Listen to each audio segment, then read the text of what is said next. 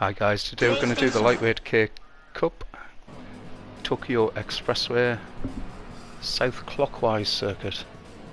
It's in Japan. Here's the car I'm using. It's a Copen 2002. I've added my livery, and from GT Auto I've added some aerodynamics.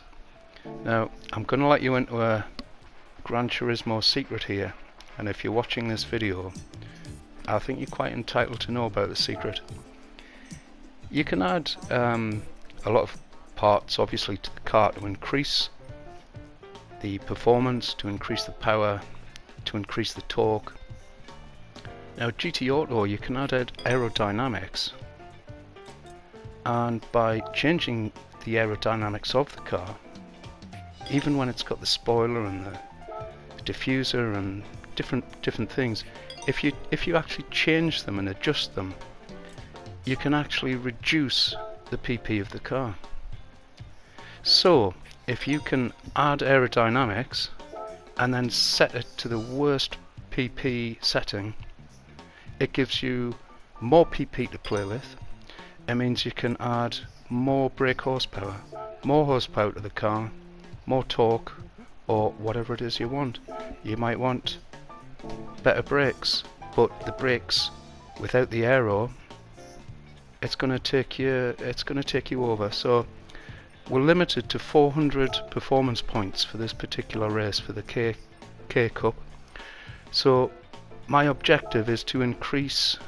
I'm not bothered about the weight of the car, so I've added as much ballast, I've put it at the front, and by reducing the performance points I'm then able to add all these different things. So you can see what's been added.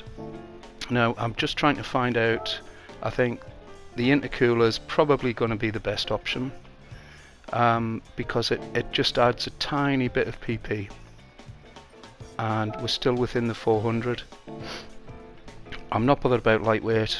I've fitted some suspension.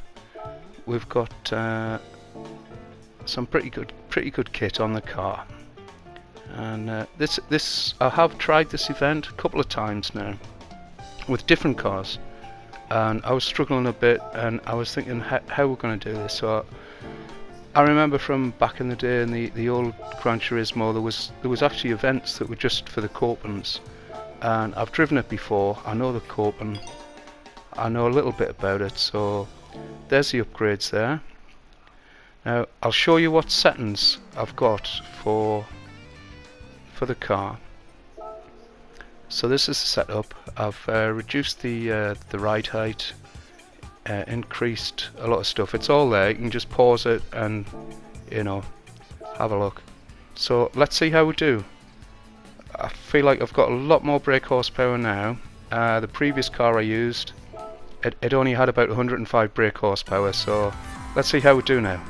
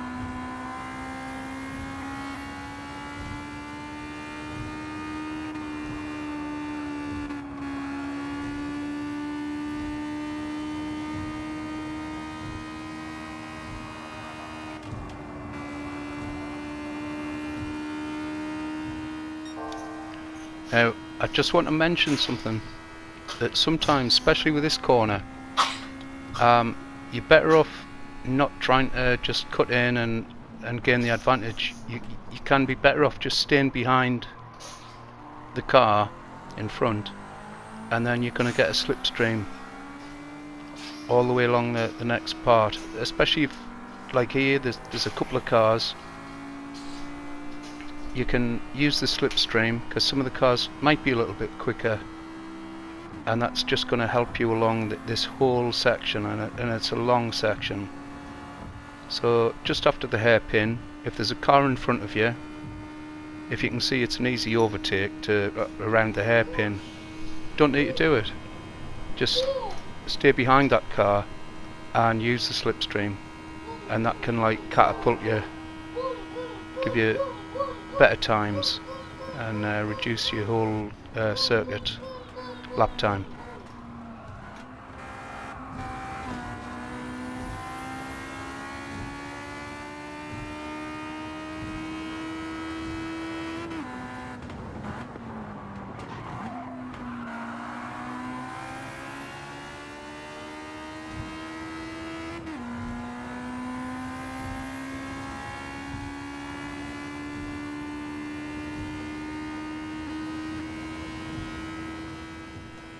So there we go. Car had a few bumps and bruises, a few scrapes along the wall, and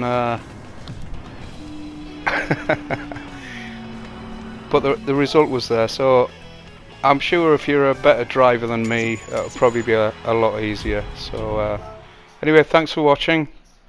Hope it helps. Hope the setup of the car helps you.